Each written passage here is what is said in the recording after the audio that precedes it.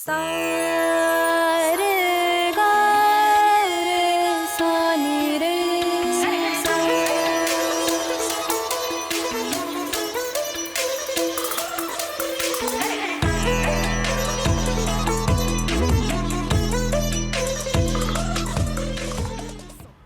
कुछ गुनगुनाते कुछ गीत गाते सब शब्द है, हाँ शब्द है।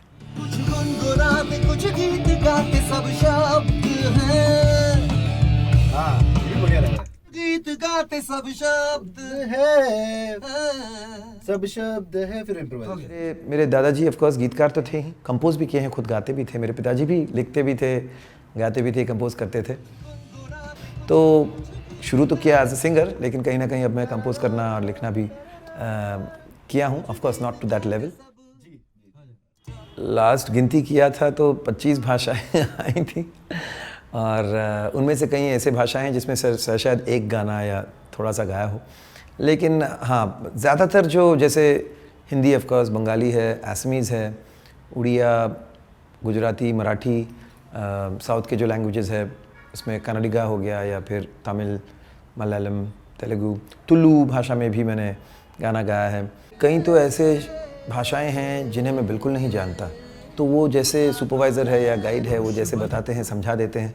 तो जीप को कहाँ ण है या न है या ड़ है या ल है, तो वो सारा वो बताते हैं।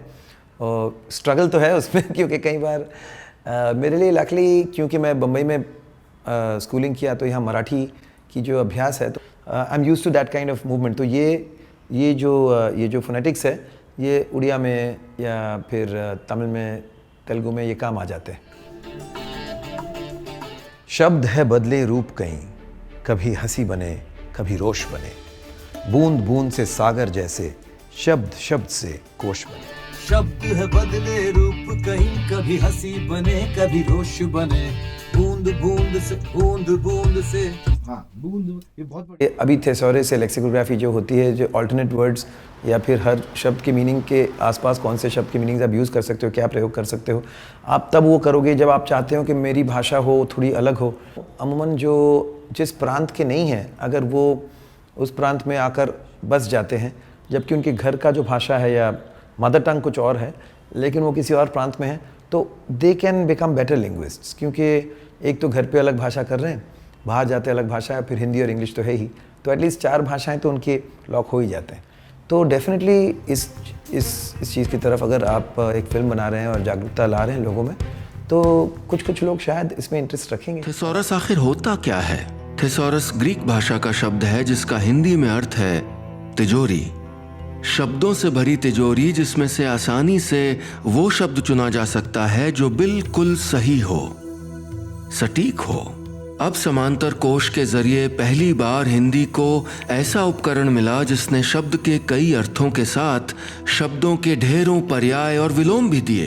दोस्तों, जब मैं ये जाना कि अरविंद कुमार जी ने 20 साल कड़ी मेहनत करके, परिश्रम करके, ये जो थिसॉरस जिसे कहते हैं कि समांतर शब्दकोश उन्होंने लिखा, कैसे ना एक सेल्फलेस काम उन्होंने किया है जिसका हम सब लाभ उठा सकते हैं। शब्द सारथी ने अपना सपना ऐसे साकार किया,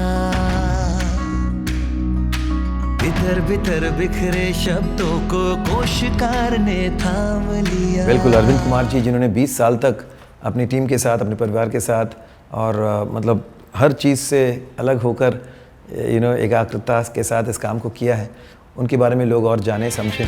समांतर कोश बना, समृद्ध किया है भाषा को। अब ढूंढो चाहे अर्थ सभी या ढूंढो हर परिभाषा को।